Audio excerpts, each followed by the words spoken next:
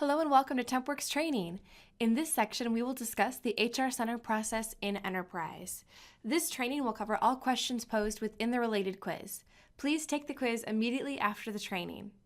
All right, let's begin.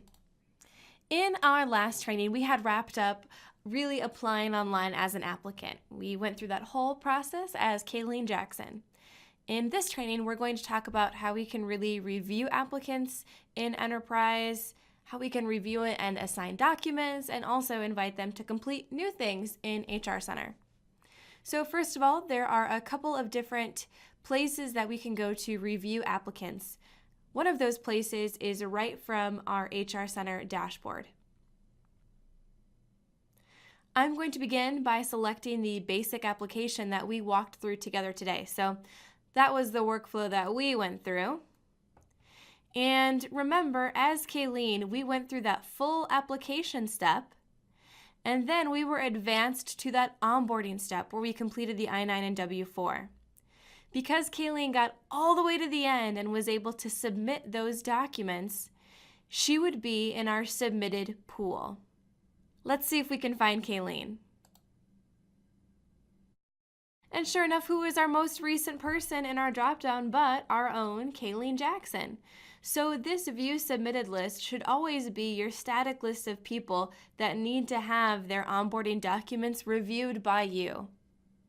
In our last session, we talked about how when applicants are sent something new to complete in HR Center, they're automatically sent an email notification.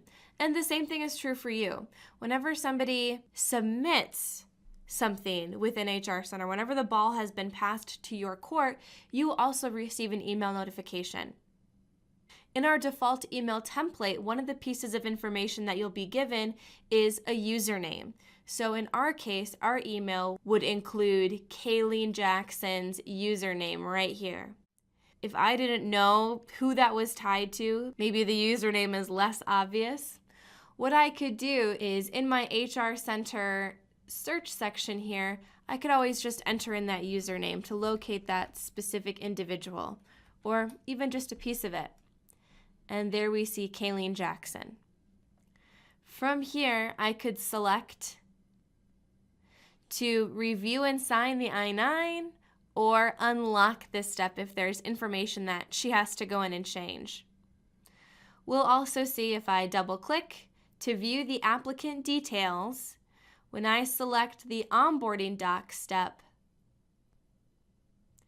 there again we see that the I-9 is waiting for us to review and sign it. So in all reality, we would be reviewing and signing the I-9 when Kayleen came into our office with her supporting documents.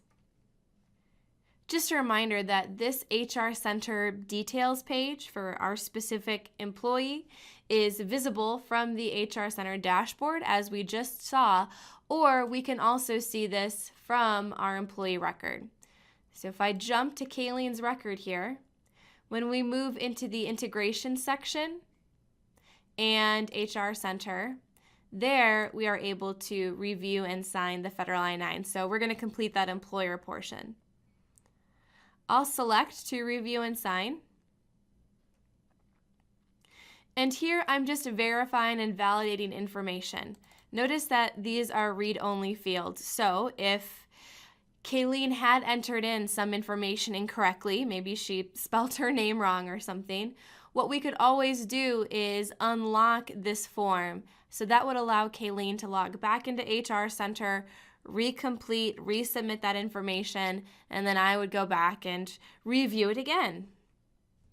If everything here looks correct, I'll continue on to our next step, and this is the page that we get to complete.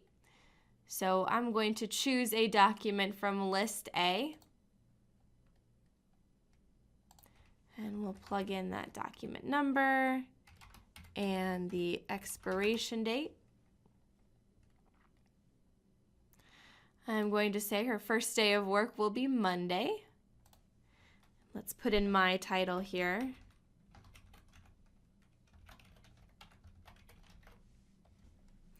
Save and continue. Again, we just have to display this page to be compliant. On this page, you're seeing that we have the ability to attach additional documents. So right now, what my advice would be is if your company currently scans the supporting documents that an employee brings in and you're saving them to a file on your computer, I would recommend also attaching those to the I-9. Then it's going to be stored on their employee record. So to attach those images that we would have scanned in, I'll go ahead and browse and locate that file on my computer.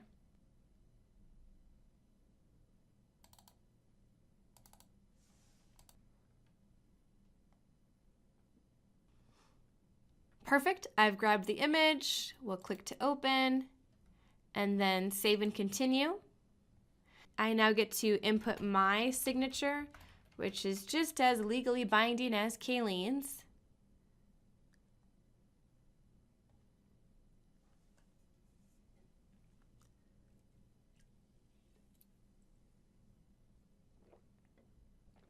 Excellent. Our signature has been processed, so I will go ahead and save.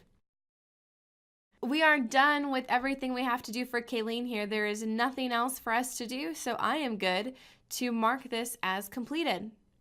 You'll see when we mark it as complete, our step completed will update there for us. And we are done. Now, when we move into the document section of Kayleen's employee record, we have the I-9 on file and the W-4.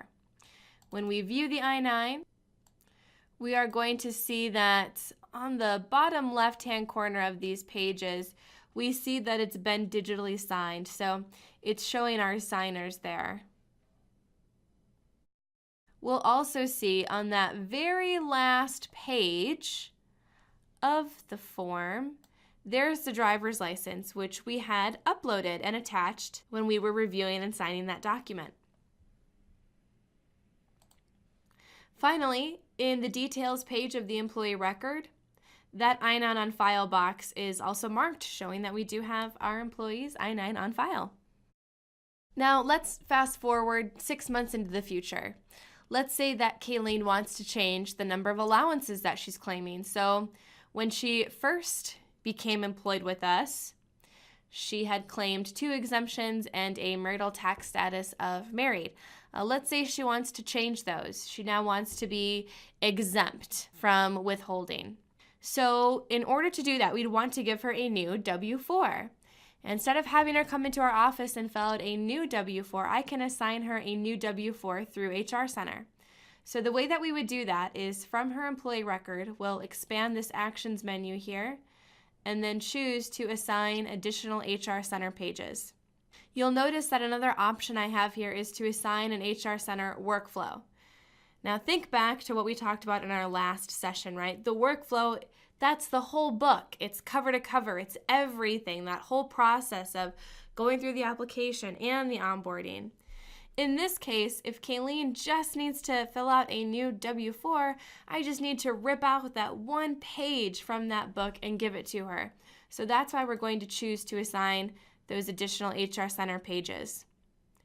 Now in this drop down here, I always choose additional pages. And we'll go ahead and select next. And then we're just going to choose the type of form that Kayleen is going to be filling out. In this case, I know that the W-4 is a form, so let's go ahead and find our default federal W-4. Perfect. I'll click the plus icon to assign that page, and then we click to finish. So Kayleen receives her email telling her that there's something new for her to complete online in HRCenter. So then her job is going to be to go to that website and log in to get that filled out. Perfect. So we have HRCenter pulled up here. Now Kayleen's not going to be registering as a new user. We're just going to get logged in here.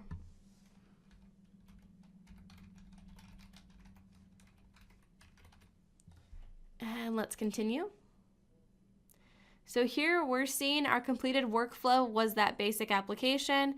I have something that's just been assigned to me. It's that new page. And there we see it's just going to be that federal W-4.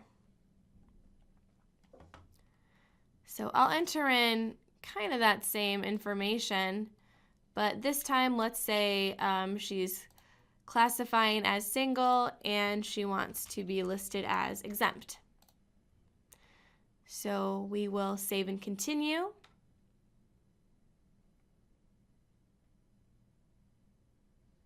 And Kayleen will sign that form.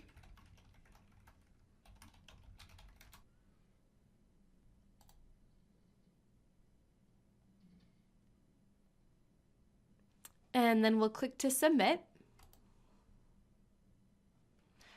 Okay, perfect. That was easy enough. Now we'll see if we look back at Kayleen's employee record. In the document section, we have two W-4s. So they're both time and date stamped, so we can always see what the newest version is. So in this case, it's going to be the one listed on 5/19. And then if we go to that pay setup section of her employee record, we now see that she is listed as having 99 exemptions and a marital tax status of single. The last thing that I want to talk about with you all today is going to be what we do for all of the employees that we either manually add into the system or bring into Enterprise by using the resume parser. So employees that get into your system in some other way than HRCenter. Or what about all of the maybe hundreds or thousands of employee records that you had before you had HRCenter, right? What about all of those people? How do they get access to this module? So for example purposes, let's create a brand new employee record. Okay, great. So we have all of Keith Olson's information filled out here. We'll go ahead and select Save to create that new record.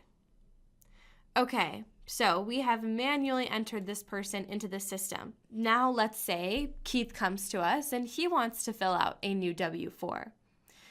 I'm going to remember what we learned in this training. I'm going to go right up to that Actions menu, and I'm going to choose to assign a new HRCenter piece out to Keith.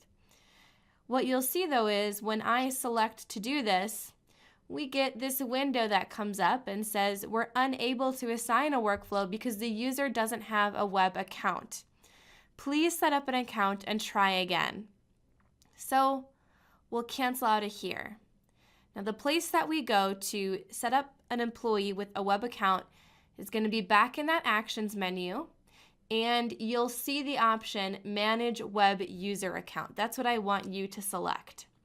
So as we see here, the web account connects our employees to all the online services that TempWorks offers. So that's not just going to be HRCenter, that's also going to be Web Center. So Web Center is that portal, right, where employees log in and can view all of their pay history information. They can access electronic W-2s online. They can see their assignment info, enter in time online, right? That's a totally different module than HRCenter, but they're going to use the same username and password to access both of those modules. Now, I have two different options when it comes to inviting somebody to participate in our online services. One, I can send them an email invitation. So we'd have to have an email address on file, but that email would get sent out to Keith and then he could create his own username and password. My other option is I can manually create that account. That's what we're going to do today.